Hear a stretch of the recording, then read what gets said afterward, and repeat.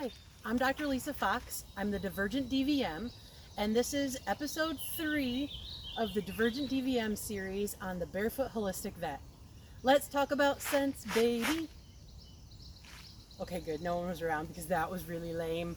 But I really like to talk about scents, essential oils. I know it's kind of a controversial topic in veterinary medicine right now, but I use them all the time. I'm actually a certified veterinary aromatherapist. So that's my business. That's what I do. And I love essential oils. And so I want to tell you about them, dispel a couple of common myths, tell you what they are, and I want to explain a couple of my favorite ones. So don't mind me if I look at my note cards, but that's a lot to cover. So first off, what are essential oils? So when plants do photosynthesis and they make their food from the sunlight and the water and the soil, they have these byproducts left over. So essential oils are pretty much byproducts or waste products of the synthesis of amino acids and fatty acids in the plants. And so instead of just getting rid of these waste products, plants have evolved to actually use them as a mechanism of defense. And we'll get to that just a little bit later. So the chemical compounds, about 100%, approximately 100% of all of the essential oils that we use for medicinal use are in the family of terpene or phenylpropane. So that's just fancy terms for what kind of chemical compounds they are. So plants, during times of stress, use these chemical compounds for nutrition. They can actually use them for nourishment. They can use them for protection. They can use them for attraction. And they can use them for regeneration or healing, or, some plants smell good to attract pollinators. Some plants smell bad to deter things from eating them. Some plants have poisonous chemical compounds in them to deter people from eating them or going near them. So there's a lot of different essential oils, and they're all used for protection, but they're all based on these waste products from food production within plants. So there's a lot of differences between essential oils, the perfume grade essential oils versus the medical grade essential oils, which is what we use.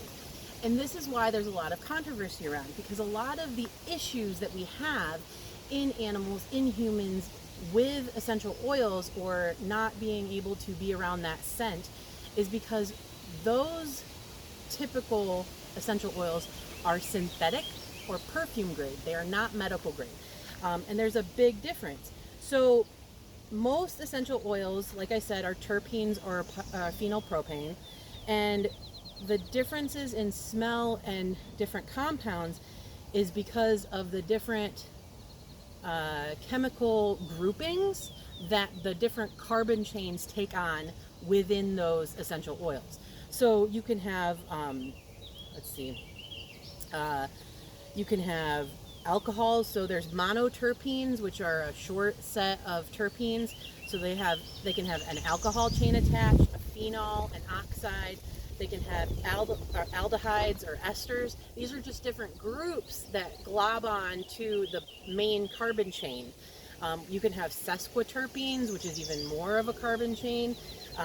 And all of these are just different compounds based off of that same waste product from making food.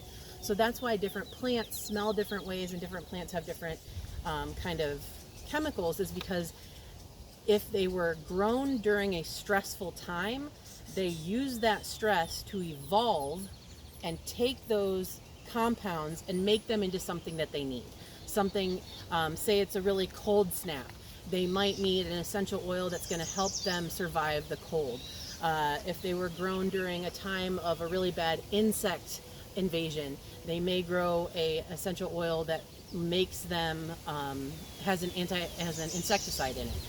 So that's why we have different smells and different scents and different compounds, and that's why they all act differently between different plants. So some plants actually have these compounds that can act as precursors to hormones.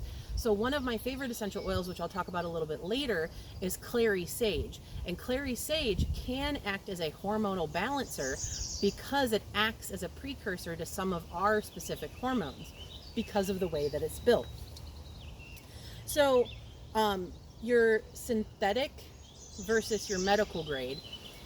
Medical grade essential oils are living things. They are active molecules, right? So different molecules have different setups and different spins to them. In the active biological sense, these molecules have a left-handed spin.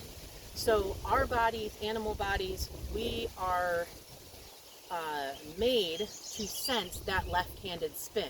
So when we get a synthetic made, it may be almost the exact same compound, but synthetically we can't put that biological spin on that molecule. So it might have a right-handed spin, or it may have no spin or no vibration at all. That is a dead essential oil. So those dead essential oils are those medical grade, or those are not medical grade, and those that are adulterated in any form. Those essential oils are the ones that we have problems with.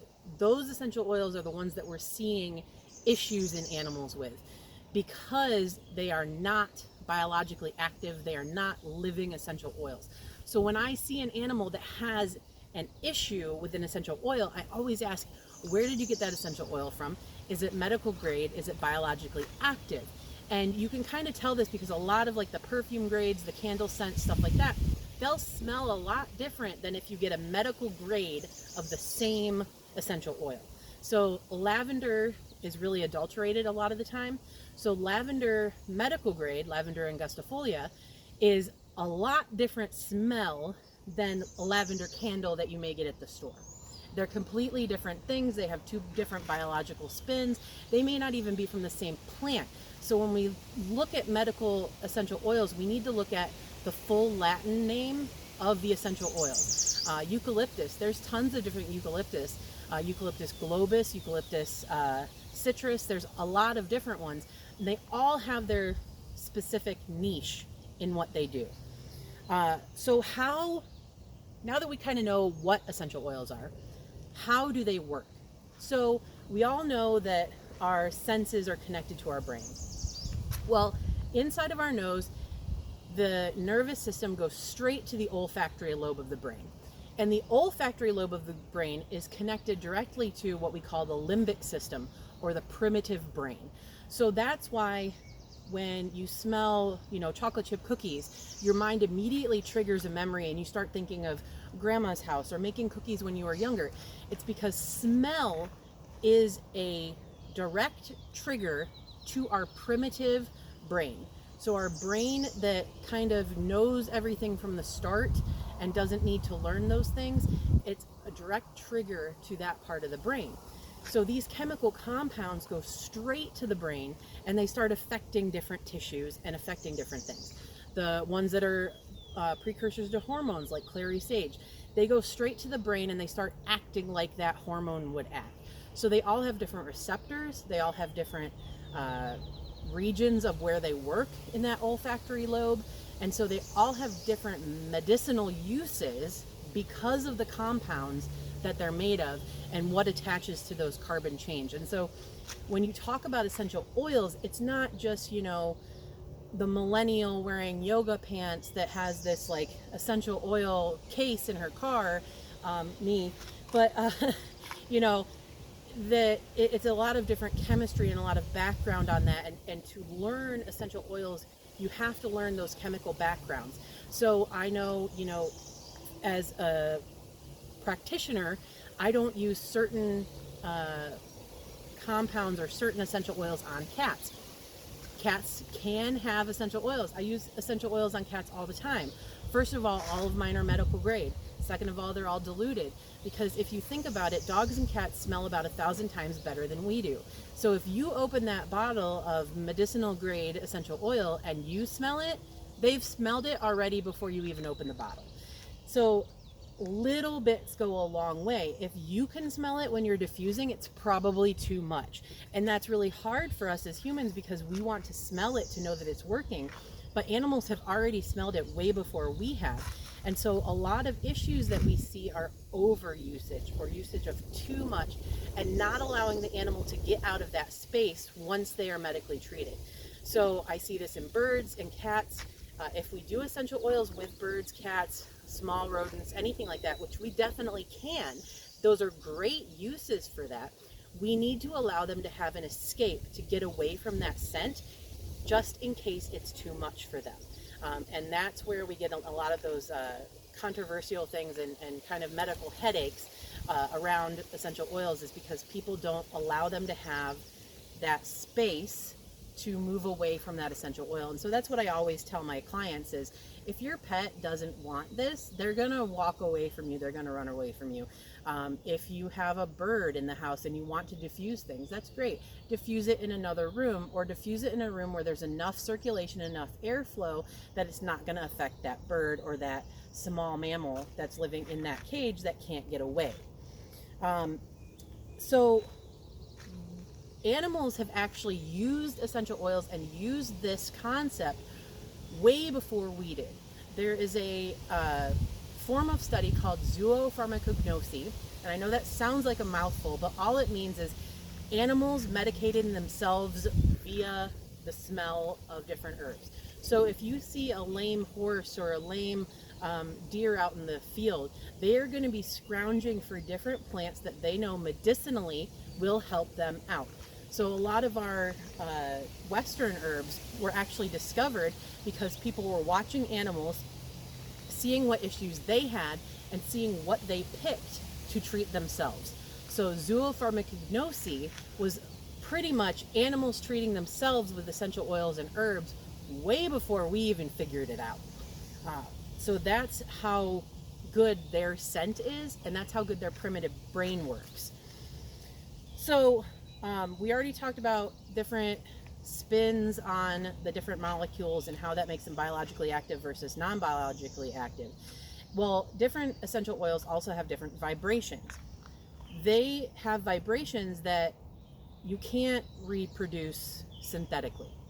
So when I have a pure essential oil that's medical grade, that's biologically active, that has a left-handed spin, and it has a vibration that maybe, say, matches up with the breast tissue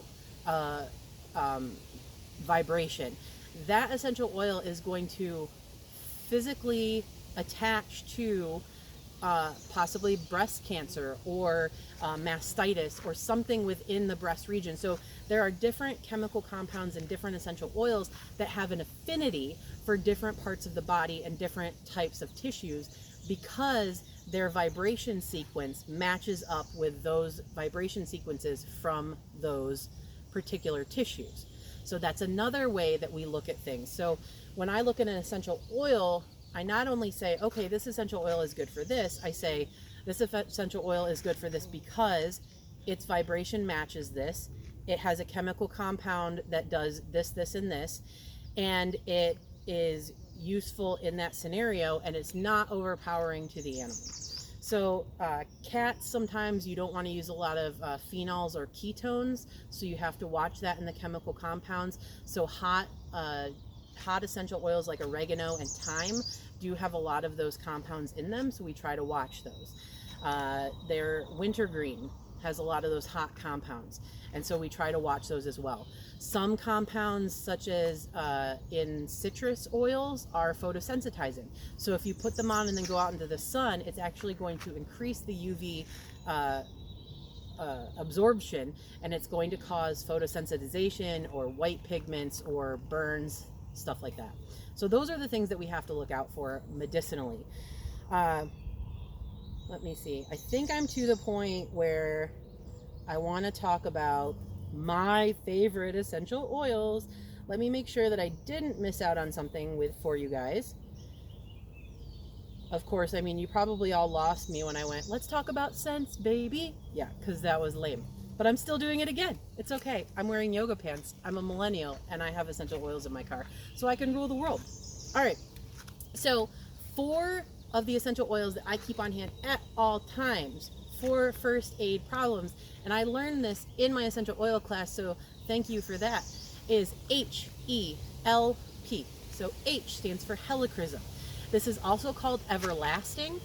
So if you see an everlasting, it is helichrysum. So helichrysum is an amazing essential oil for bleeding. It's great for blood clots. It's great for bleeding horses that bleed after the races. It's great for cardiovascular issues, bleeding wounds. You can actually put it in a little bit of water, shake it up and spray it on the wound to stop bleeding in big wounds, especially little kids that like scratch their knees on the like just falling on the pavement.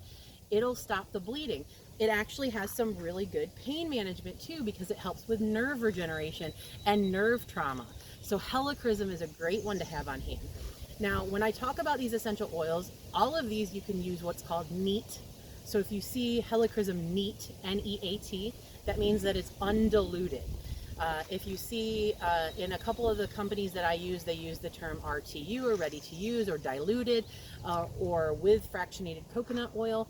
Those are more of a diluted, and you can use those just fine. Neat sometimes is better in an emergency situation, but you do have to watch out because some of those can be a little bit too much. So my next essential oil that I love, HE, so is eucalyptus. And so we already talked about the fact that eucalyptus has a lot of different types of plant species. So Eucalyptus globus, Eucalyptus citrus, there's a lot of different eucalyptus type plants. Eucalyptus in itself is amazing for respiratory disorders. So menthol is a type of eucalyptus. So menthol, or menthol, like it's menthol and eucalyptus are kind of like that minty kind of type. And so when I use eucalyptus, I use it as steam showers, or I use it as what's called diffusion. So you can put it in a water-based diffuser. So you want to use a neat oil, not one with fractionated coconut oil for your water-based diffusers, or it'll kind of clog up the works. And what water-based diffusion does is the oil sits on top of that water, because oil and water don't mix, right? And when the water is vibrated, it mists those essential oils up into the air. So essential oils of eucalyptus are great for diffusion. They're great for asthma. They're great for an insect repellent, actually.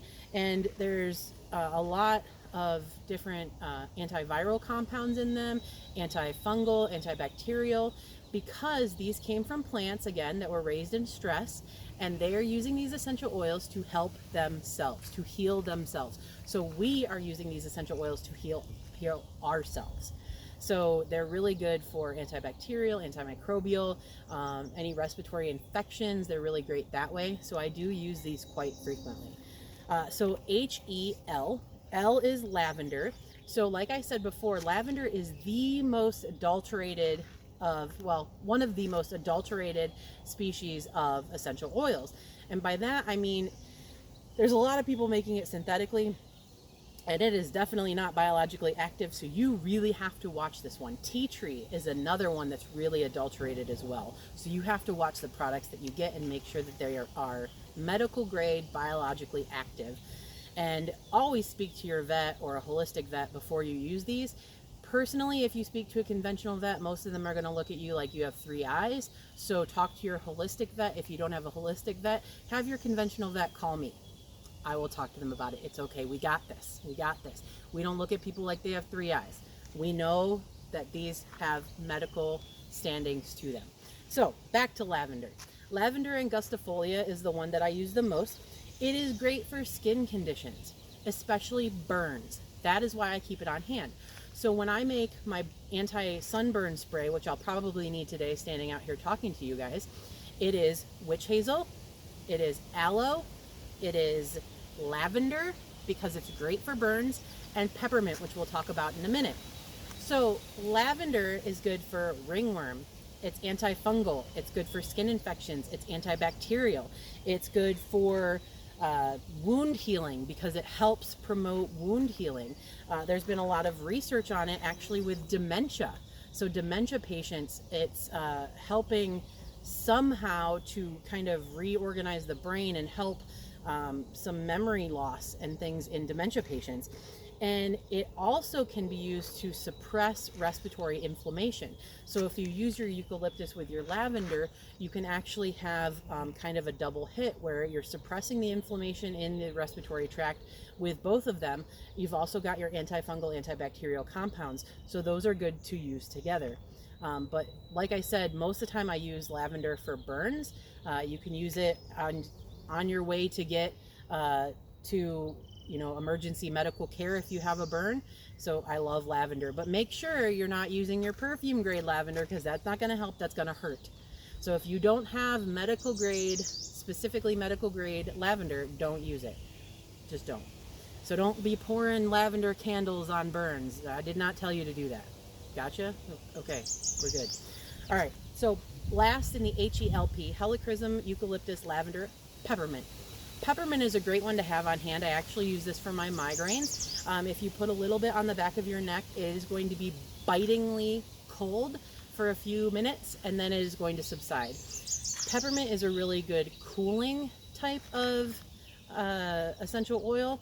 We use it kind of in liniments because it will help draw heat and things out of muscles and decrease inflammation. So we use it for a lot of muscular, bony kind of wounds that need pain relief. It's also really good for digestion, so you can use it in drinks, you can use it in different things. There are a lot of essential oils that we can use orally. Do not use them orally unless you are specifically trained in them and you know how to use them orally and you know what can be used orally, because some of them can be toxic if used orally. So I'm just leaving that right there. So now on to a couple other essential oils that I love, that I use myself every single day. I actually treat my blood pressure with this 3 essential oil blend that I make myself. And then I just add in patchouli because I like patchouli. So patchouli is really good for stress, anxiety. It's got a couple of other different things to it. I'm not really going to talk about it, but I do love patchouli, so I use that as well. So yes, I am that millennial wearing yoga pants with essential oils, and I use patchouli. So I'm pretty much the millennial hippie. It's all right. You can call me the hippie vet. It's fine. So Clary Sage is one we talked about before. It is the one that is a hormonal precursor. So because it is a hormonal precursor, it's hormonal balancing. It's really good for mood changes. It's good for anxiety. It's good for depression. And so because of that, it is actually good for your high blood pressure issues that are caused by anxiety, caused by mental disturbances, and caused by issues that I definitely have. So I use Clary Sage every day. The next one that I use is called Bergamot. So Bergamot is one that not a lot of people have heard of, but it's actually a citrus. It's a type of citrus. So you have to watch with this one because most citruses, like I said, are photosensitizing. So Bergamot is really good for use during chiropractic adjustments. It's kind of muscle relaxing and decreases things that way. It's really good for cardiovascular health and lowering blood pressure, which is what I use it for. And it's actually been found, like lavender, to increase cognitive function. So it's good for dementia, dementia patients, cognitive dysfunction, animals, things of that nature. And with bergamot and the other one that I'll talk about here in a second, Ylang Ylang, they've actually done clinical studies where they've taken kindergarten and preschool teachers in China. Of course, who's more stressed out than a kindergarten teacher half the time? And they have taken their blood pressure throughout the day without the use of any essential oils during the day where they were teaching kids. And then they gave them these essential oils and took their blood pressure. And it was such an amazing lowering of blood pressure that we now have clinical science that these essential oils do lower blood pressure. They have vasodilation, so that lowers your blood pressure via opening your veins up. And there's a lot of other ways that it can work that way. The last one that I want to kind of talk about, actually there's 2 more that I want to talk about. So I want to talk about Ylang Ylang. So Ylang Ylang is, it's a flowery kind of an herbal. So it does cause vasodilation. So of course it decreases your blood pressure as well. It is very balancing. It's good for anxiety and depression, which is why I use it as well. And it's also an antispasmodic.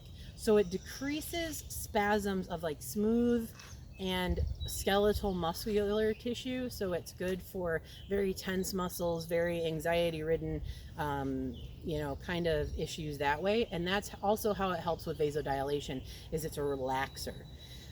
The last but not least, frankincense. Some people may know it as Boswellia or Boswellia carteri. Boswellia frankincense is actually in a lot of anti-inflammatory medications that conventional vets think are conventional. They are not. They are holistic. They are using holistic medicine and they don't even know it. So if you look on your supplement of chondroitin and glucosamine with green lip mussel in it, a lot of them will have Boswellia in it. So Boswellia is frankincense. It's great for anti-cancer. It's actually has been proven to lyse some types of cancer cells. It's great for brain disorders. So actually, if you have a patient that is under anesthesia and not kind of perfusing their brain as much as you would like them to, you can put some frankincense on top of the hard palate, and it'll actually go up into the brain and help increase oxygenation in the brain. So it's really good for seizures, and this is a very important one for a lot of vet hospitals to keep around. So hopefully you guys learned about a lot of essential oils today. It looks like it's going to rain, so I'm going to get out of here. Make sure you go to my YouTube page, The Barefoot Holistic Vet, and hit subscribe for more articles like this, or more shows like this. And make sure you go see the other videos. And if you have any questions, comments, or concerns, go ahead and send me a message at divergentdvm@aol.com. If you have something that you want me to do a video of, that's a great place to send it. So this is Dr. Lisa Fox, the Divergent DVM, and we just talked about scents.